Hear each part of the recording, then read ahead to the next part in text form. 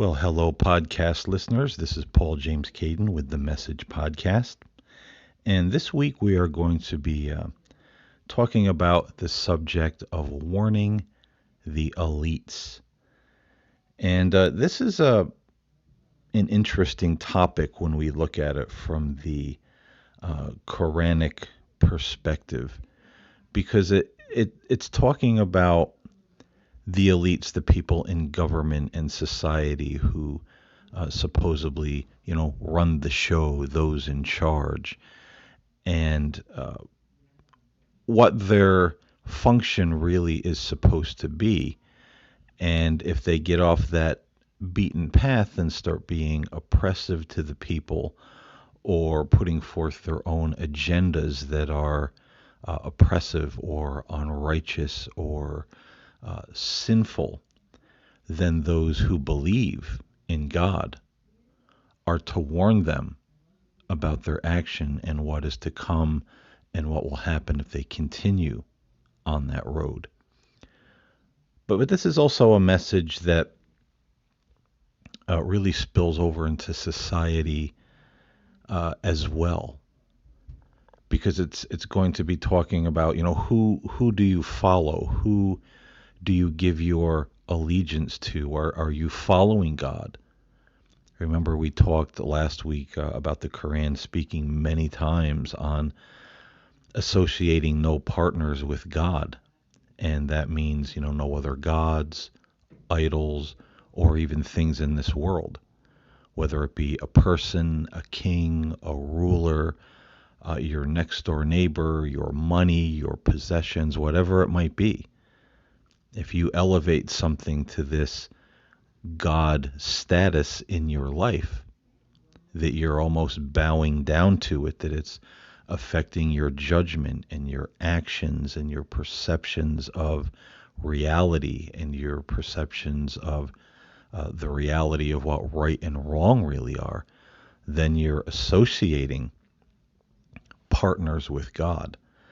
So are you following after these people? Are you supporting their agenda? And this is a topic that really does go kind of far down the rabbit hole. We're going to try not to get too far down the rabbit hole in this particular podcast, but we want to cover the basics of what the job of the rulers or the people in charge really is, what the job of the believer is, those who believe in God and righteousness and the hereafter, and the job of all of us in society.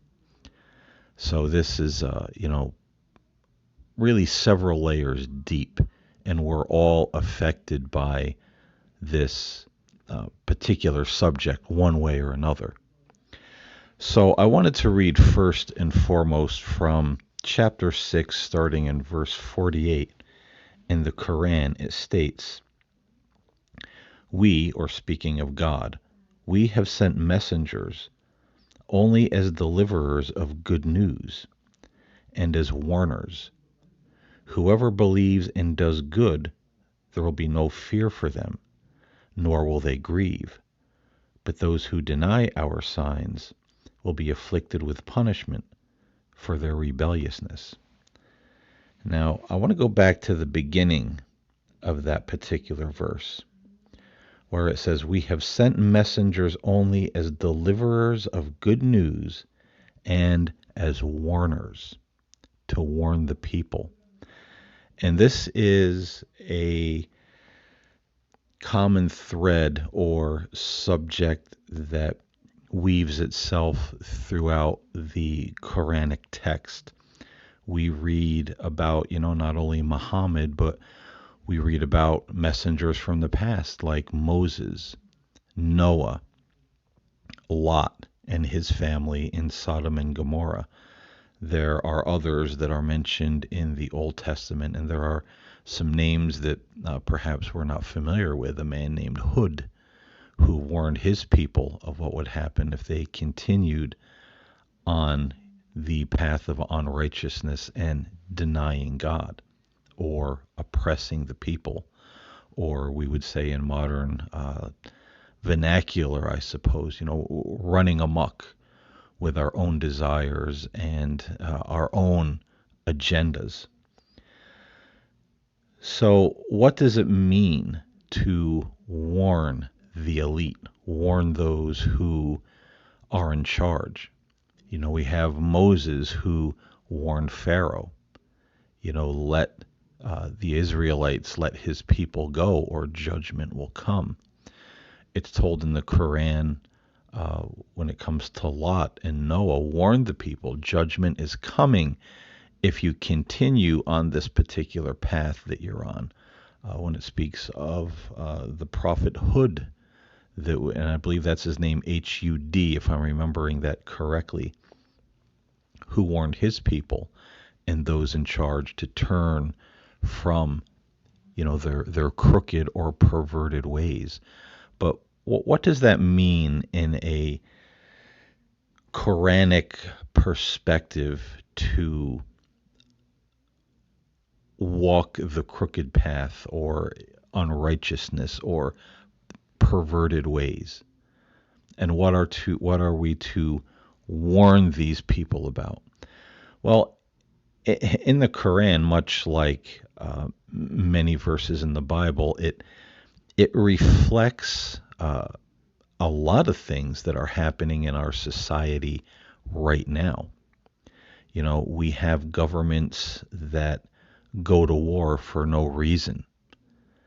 And despite what some people think about Islam and the Quran tells the believers they are not allowed to fight unless they are oppressed or unless they are attacked. They are never allowed to be the aggressor. Else this is called making mischief in the earth, being one of those who make mischief. You're attacking others. You're saying, oh, we are the reformers. We're the ones who are doing good because we're attacking and killing these bad people. The Quran says, no, you're numbered among the unrighteous and the unbelievers if you do such things. So any nation, and particularly here in the West, America, we've had really sending off, our military to fight wars we had no business fighting. We've done this many times in the past. We can look at what's happening right now between Russia and Ukraine. Now, there's a lot of propaganda around what's happening there. Some say, Russia is the aggressor. Others say, well, no, there's all these, Nazis and all these terrible things going on in the Ukraine. And that's one of the things we have to be wary of is the propaganda, the lies. A government and a society that lies, they are dishonest. You will never get a straight answer out of them because there's always some kind of political or financial gain for these people when they can get the masses to believe the lie or the propaganda that they're selling. So it becomes a case of, don't believe half of what you hear and dismiss everything else, especially when it comes to the news media, especially when it comes to those in charge. I always say there are no good guys. When it comes to politicians, when it comes to government, they're all out to line their own pocket. They're all out to build their own utopia, these elitists, whatever they feel that is. And you and I, as the little people, we don't count much in their big scheme of things.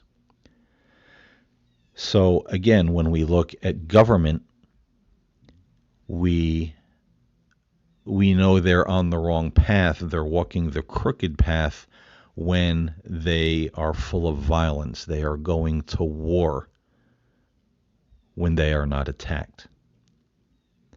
They are lying to the people, spreading propaganda, spreading lies, not telling the truth. They are oppressing the people, and we see a lot of that going on even here in the West, how much we're lied to, how much those walls of oppression are starting to really close in, tighter and tighter around the people of the Western states, in Europe and here in America. And a lot of people are really kind of almost losing their mind, over this. We look at the news, this individual that went on a shooting spree in the subways in Brooklyn just last week. And, he was on the internet saying he was angry. He wanted to hurt people. And I guarantee once it comes out about his motive, well, that's the thing. He's angry. He's tired of this. He's tired of that. He's tired of the oppression. He's tired of people acting the way they act and the government getting away with this and that and the lies. It's going to be that kind of narrative that drove this individual to do what he did. And that's one of the symptoms of what happens when the leaders of a country or a nation are oppressive and they're lying and they're working their own agenda. The people get confused, the people feel oppressed, the people get angry, the people become violent, especially those who don't know God or those who have a false rendition of God in their belief system, in their faith, in their religious tradition.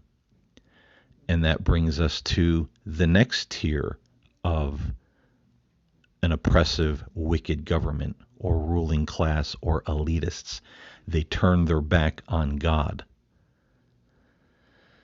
They may say they believe in God, but their gods are much different than the one true God.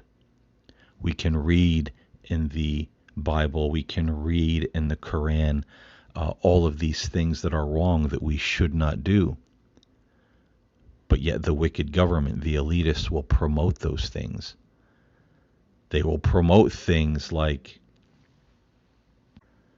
mass abortion across the board. Even up till just a couple of weeks before the baby's ready to be born. And now to understand a religious perspective of abortion, especially looking at it from that more Quranic perspective. If it's going to cause harm to the mother, if there are things like rape or incest, these things, are permissible, but it's not to be used as just a form of birth control. And that's where, when it comes to the laws about abortion, and I feel this to be true. This is something I never really talk about, but, my personal view on it is that which, if you're making it legal where a lot of people can go out, well, they can get pregnant, they can go have an abortion, then they can go get pregnant again, well, they can go have an abortion. You're giving people license just to live this promiscuous lifestyle, and there's no consequence. They can get pregnant as many times as they want, but they can always get an abortion. And that's where, particularly from that Quranic perspective, where it becomes sinful, because you're taking these lives for granted. People living a lifestyle where they're getting pregnant and then just throwing it away because they can. I want to have my fun, but I don't want the responsibility of what might happen if I were to get pregnant. So I'll just kill it. I'll just throw it away. That's where the sinfulness comes in. Destroying life just for the abundance of that physical pleasure. And I hope you're kind of understanding what I'm saying here, because I'm not saying, oh, all these, I think it's insane. Let me say right off the bat, some of these states here in the United States passing laws that abortion, again, across the board is illegal. You could be fined, or, spend 10 years in prison, or whatever it might be. No, no, what's the word I'm looking for here? No room for anybody who might be a victim of rape or incest or something done to them against their will. That is just religious insanity, and that is religious oppression, because religion can oppress people too. People who are in charge or heads of religion, these organized religions, they can absolutely oppress people, and they are, especially in the United States right now. It's getting very oppressive with things like this. People are really taking that oppressive religious stand, where they want to cry about their rights all the time, but they have no regard for anybody else's rights. And they'll take them away in an instant and not blink an eye, and then say, well, this is good for you. This is what you need to do. This is what we want for you. So that kind of thing is absolutely wrong, what the governor in Florida is trying to do, and I know there are other states. I personally, it doesn't bother me if people agree or disagree with me on that point. I think what DeSantis is doing, the governor of Florida, is absolutely wrong. And it's political and religious oppression, flat out. So we'll also, turning away from God when it comes to government and leaders, we also see, and again, this isn't, speaking about anybody who is gay or anything of that nature. I've had some very close and dear friends who were gay, in my past. But, we're looking at a society now that promotes this transgender, bisexual, queer, LGTB, LMNOP. I don't even know what all the letters are anymore. There's so many added to it. And I'm not making fun there. I just don't remember what it is. But, these things are pushed on little children. There's a book out right now called Learning Your Gay BCs, and it's for children in kindergarten, 5 years of age and up. B is for bisexual, D is for drag, Q is for queer. There's the ABCs with all these transgender, gay, bi, type of things to remember the letters by. A is for, I don't know what A is for, but I saw some of it online. So we're indoctrinating little kids, confusing their minds by teaching them things like the gay BCs. And to some people, they're saying, well, little kids have a right to know. But anybody in their right mind will understand. Kids are very impressionable. They'll want to be a firefighter today, and they'll want to be Batman tomorrow. They'll want to be a doctor the next day, and they'll want to be Spider-Man the next, or whatever it might be, whatever they find fascinating at the moment. So if we start putting this in front of them, well, you don't have to be, a boy or a girl. We have this thing now where it's, promoted to, you don't even have to give your baby a gender when they're born. And we find a lot of political push behind this kind of thing. And that is just going against, the for lack of sounding overly religious, the laws of God, the nature of God. We're confusing the minds of children. They're not even of an age where they can make up their own mind, and we're telling them that they're not a boy or a girl, they're an it, they're a they, you know. And we don't realize how many of these kids are dealing with depression, suicidal thoughts, having nervous breakdowns, having to go on antidepressants and other medications.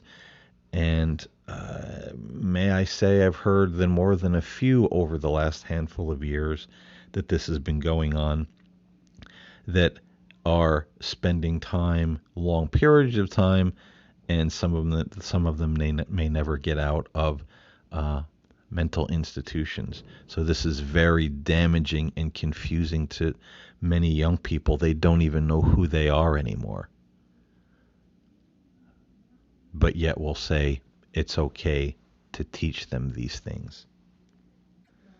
Now, these are subjects I've never really spoke on before in any of my podcasts, so it might be a little shocking, to hear, coming out of my mouth. But I think, and I agree with the Quranic perspective again, that there are limits. There are limits that God sets for us. And not all things are sinful and unlawful. It's not always so black and white as the Christian community might make these things. And that's one of the things I appreciate when it comes to the Quran. But there are limits. And if we cross those limits, if, it would be like legalizing certain drugs. And look at all the things that government's looking to legalize. It's gay marriage today. It's, pedophilia tomorrow. I mean, you look at the whole thing when it comes to artificial intelligence and what they call sex bots that are realistic, and they want to build these things that they'll be able to move and talk and be very realistic. And we have some people in government and some people in psychology and the inventor of these things saying, well, how wonderful is this going to be for those, who are pedophiles? They'll be able to buy themselves, a robot child and have legal sexual relationships with it. I mean, we're really pushing the envelope when it comes to trespassing those limits of God. And these are the things that, the believing people are to warn the elitists about. Your lying, your perverseness, your false take on religion, your propaganda, your lies, your spreading your religion, your agenda, spreading your agenda to feather your own nest, your oppression, your propaganda. Your whole ideas of population control, because that's certainly going on too. All these things are, above and beyond going, the limits of what God has set for mankind. And then we have people in society who will follow those things. Well, if the government says so, if it's legal, then, who are we to complain about it? Who are we to say it's wrong? Who are we to say it's bad? All those people who say it is, well, they're just nutty. So there's people that, as I always say, will follow that Pied Piper. So that warning comes to the elitists, but it also comes to those who follow the elitists. And the Quran speaks of that day when, it's speaking metaphorically, when the souls are being, walking into hell. They'll look at the politicians and the leaders and the religious leaders they followed, and they'll say, you're the ones who led us to this. If we could only go back, we would have never listened to you. And the wicked leaders, whether they be political or religious, will say, well, we never told you to listen to us. You could have made up your own mind. We never twisted your arm. We never held a gun to your head, so to speak. You listened to what I said. You listened to us out of your own free will. It's not our fault. So it says those very people, those elitists, will deny their followers even as they're marching into hell. We never told you to do it. You had a choice.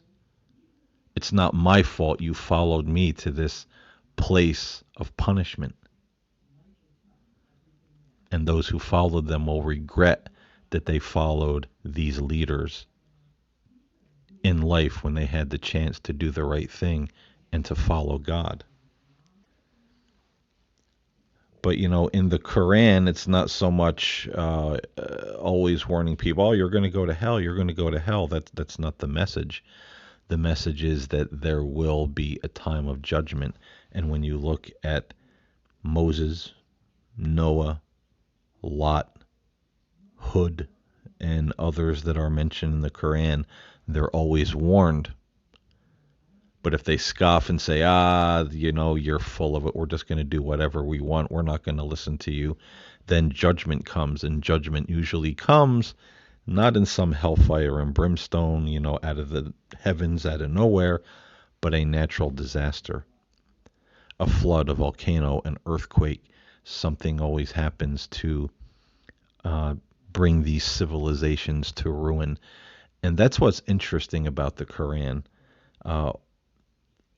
1400 years ago, this illiterate guy, Muhammad, who lived in the, Arabian Peninsula, received this message, and in the Quran writes, look at the civilization, look how many civilizations have come before you, and look at the end they came to because they trespassed the limits of God. They were overtaken by disaster because of their sins and their unrighteousness, and because they wouldn't remember God, they wouldn't be grateful. They were oppressive, they were liars, they had false religions, they did all of these terrible things, and the terrible things that always happened were just that. Fighting unjust wars, perversion, lies, false ideas about God, false religions that pretty much gave people license to do whatever they want. You want to have an orgy? Great, God promotes that. You want to go out and bury your daughters alive because it's better to, have a son than a daughter? Well, great. There's a goddess that will support that. There's all these things that are reflective in our society right now in the world. Not taking care of the poor people, not taking care of the orphans, not taking care of the hungry people. How many people are in the streets going hungry? They're homeless. Children dying of hunger. But we'll put more money in the government budget to teach 5-year-olds, give them the right to teach the gay BCs than we will to feed somebody on the street or a child on the street who is literally homeless and starving and sick. And these are great sins according to the Quran. And these are the things that we're doing in our modern society in spades, that many of these civilizations that came before us did, and they collapsed, they fell. And we can now look back, as the Quran says, at all these civilizations that came before us, all these people, and what their end was, because they didn't listen to those who came and warned them. Hey, you have to stop. You have to be better. You have to treat one another better. Don't overtax the citizens. Don't lie to the people. Don't do these things. Because if you keep doing this, judgment is going to come. But the person who was sent with the warning was always laughed at, was always ridiculed, and there were only the few that followed the messenger and were saved from the destruction. And we can look back and see how that's true in our ancient past. All these civilizations that came to ruin. And we can look at some of those civilizations and see the things they used to do: human sacrifice, burning babies alive, cannibalism, oppression, perversion, you name it. And it seems to be the common thread. Every civilization that got too big for its britches, too technical with its technology, stepping out and becoming more and more perverse and unrighteous and evil and oppressive.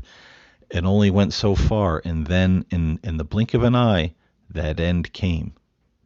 There was some great disaster that just wiped them all away. So that is a truth. And that is a truth that will happen to many in our modern world if we keep going down the crooked path that we're on. Poisoning the food, poisoning the water, poisoning the land. And the Quran speaks about not only being loving and peaceful and respectful to one another as human beings, but also the creation God made, the animals, the earth, the water. We're to respect it and care for it and live in harmony with it. And we certainly don't do that. So we're really pushing the limits when it comes to going beyond those limits that God has set for us to live good and healthy and peaceable lives. And we also have to make sure, stepping down off the rungs of the elitists and, look at the people. Our world has become like this cult mentality, and how many of them follow the elitists. Some worship, here in America, some worship the Democrats, some worship the Republicans. I've spoke many times in the past and just recently about how many were, looking at Donald Trump as this messiah kind of figure that was going to save everybody. He's not. Nobody is. They all have their agenda. And if you want to set up partners with God and say, well, that's the man, that's the political party, this is the group that's going to save us all, well, you're going to be sorely disappointed in the end. Because, as I always say, none of these people are for us. I don't care if it's Joe Biden. I don't care if it's Donald Trump. I don't care if it's Democrat, Republican, Independent, whoever they are. They all have their agenda. And we're hard pressed to find a righteous, decent, common sense individual who wants to do the right thing for his country and for everybody else. Extremely rare. Because government is like a cult within itself. Some people start out wanting to be politicians with the right idea, but by the time they reach the place where they could run for president or, some higher office, they're already indoctrinated with the ways of their political party, and all the good ideas have been left in the past. They're now just an indoctrinated politician, part of the cult, part of the hive mind. And people just follow behind it. They blindly follow. Look how many people do violence based on political views these days. Look how many people do violence in the name of the new woke movement. When woke people don't even have the common sense to cover their nose or their mouth if they have a cold or the flu in public, and they'll just sneeze in a complete stranger's face. Oh, it's just a cold. And I've been on that rant before. Just a cold could kill an elderly person. Just a cold or the flu could kill someone who's immune compromised. Just a cold or a flu could kill my stepdaughter who's disabled. Some of you probably heard me tell the story before. She gets a common cold. Within 2 days, she has severe pneumonia in both lungs.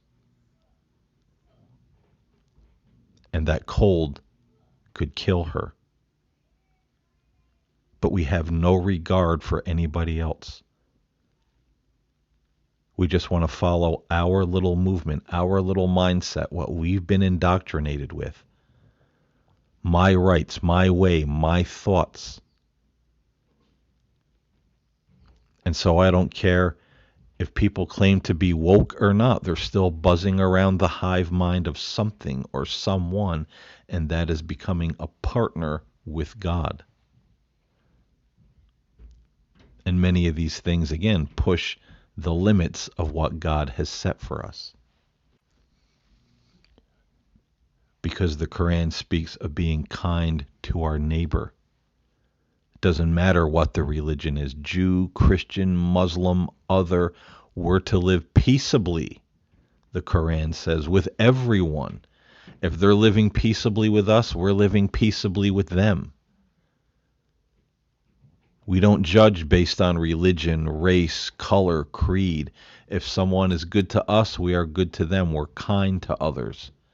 And we're certainly not being kind to others if we just walk into a supermarket or a restaurant knowing full well that we are sick and just right in someone's face or right in their direction.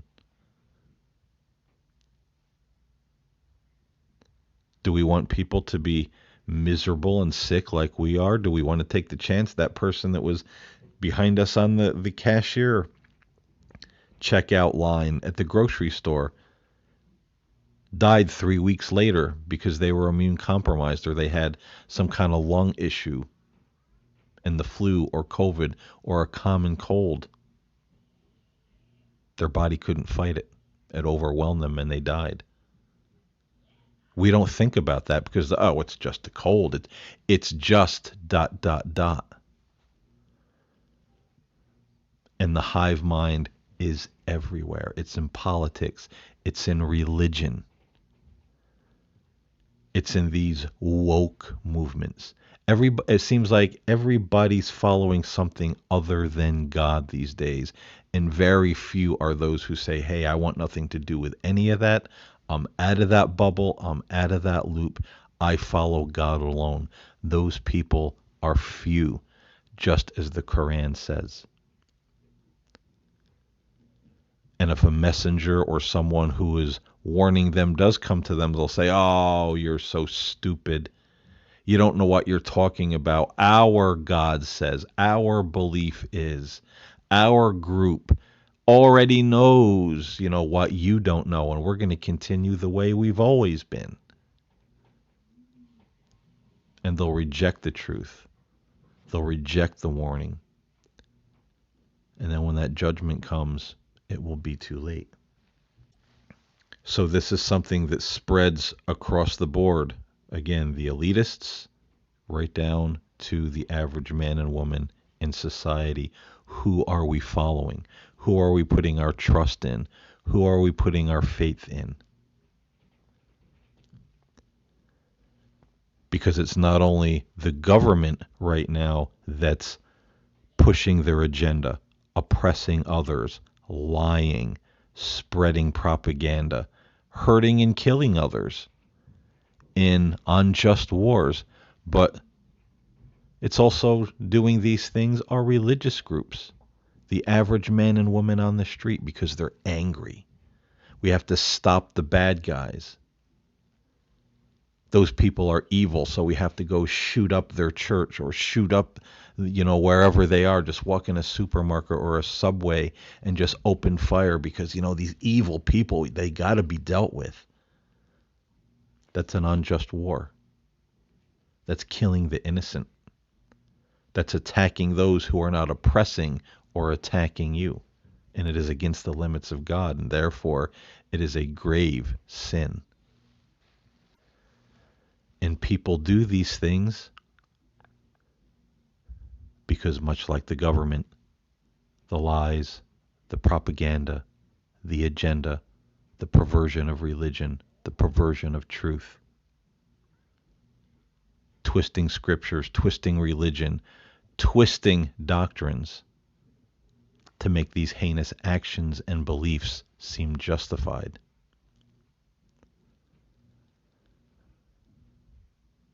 And that's what those who come with the warning are to warn those people, look what you're doing, stop what you're doing. Because judgment will come. That moment will come where you stand before God, and then what are you going to tell them? My political party, my political leaders told me to do this. My religious group told me to do this. QAnon told me to do this. Donald Trump told me to do this. I thought I was doing right because the Democrats told me to do this.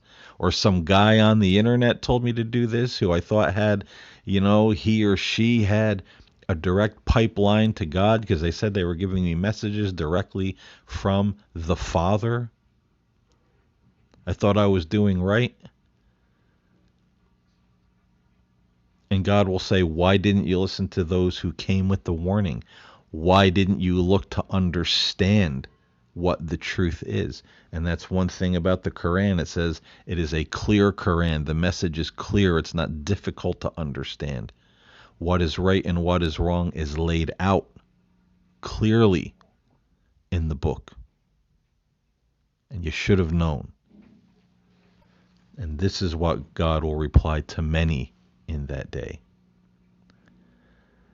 Now, I know there's many people out there who will say, well, this Quran, doesn't it say that the Muslim people shouldn't make friends with Jews and Christians and kill them where they find them, and et cetera and so forth, and the oppression of women and yada, yada, yada. Well, these are all things that are misunderstandings and that I will cover very possibly in future podcasts. But suffice to say right now, none of that is true. And anybody who hates someone because they're a Jew or a Christian or a Muslim, or they're oppressing or beating their wife or women, they are perverting religion. They are perverting the words of the Quran. They are adding things to the writing of the Quran. And they are doing just what we talked about in this podcast.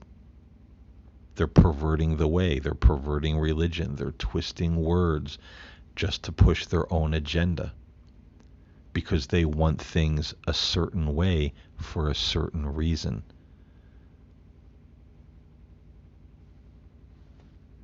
And this is what happens too much in our world right now. So is there a lot of judgment coming? Is there a lot of natural disasters coming that could sweep us away? Very possibly. Look at what's happening in the world. Look at all the earthquakes. Look at all the floods. Look at the sun throwing off all these solar storms. And I was reading an article the other day about a dead spot in the sun throughout this, big plasma blob that's heading toward the earth. All these things that are happening. It could come in the snap of a finger or the blink of an eye. And I think those warnings are being set up even in nature where God's saying, look what is happening. Look what is coming. And what is also interesting about the Quran, that when that judgment does come, God says, I didn't do this to you. You wronged yourselves by doing what you did. The choice is always ours to do wrong, to do right, to escape the judgment or be taken down with it, to gain entrance into paradise or entrance into hell, whatever that might be. And there is some debate about what that might be in Islam. Some take it literal, some take it as something else, as many in Christianity do, but that's another story altogether. Choice is ours, heaven and hell, right or wrong, overcome with the judgment or escape it. Who are we going to follow? Who are you going to follow? What are you going to do now that you know a little bit of the truth by listening to this podcast? And will you become one of those who warn others and say, hey, look, it doesn't mean we're standing out on the street corner with the sign around our neck that says the end is nigh and all that crazy stuff. Believe it or not, the Quran is very much about intelligence. It's really about standing up and saying, hey, folks, guess what? Let me make at least a semi-intelligent presentation about where we're headed if we don't put on the brakes. Kind of like what I tried to do here. I may have made a better presentation in some parts of this podcast than in others, but I did my best to make a logical argument and say, look what we're doing, look where we're headed, look what the Quran says, all those civilizations that came before us, and they were overtaken, they were wiped out overnight because they didn't heed the warning, they didn't heed the messenger. And there were only the few that listened and that were spared when the disaster came, when the judgment came. And I don't know about you, but I want to try my best to be one of those people that escapes it if it comes in my lifetime. I want to be on the right side. Not because I'm afraid of God, but because I love God. And I want to be pleasing to Him. I want to try to do what's right. I want to spend my eternity in the presence of God, just enjoying who He is and everything that He has in store for those who love Him. But that's just me. Everybody has their own choice to make when it comes to these particular issues. So, folks, as usual, and as I say at the end of every podcast since the beginning, I hope you got something out of this today. I hope it spoke to your heart. I hope you'll think about these things, pray about these things, and really just look to God and say, hey, maybe something in this rings true. What do I do with all this? How do I start reforming my own life? Or, maybe talking to others around me about, hey, maybe we better get ourselves straight. But I appreciate you listening. I hope something in this show spoke to you this week. And until next time, stay safe, stay well, stay in the light. And for those of you who celebrate, happy Easter this Sunday. And I will see you next week here on The Message.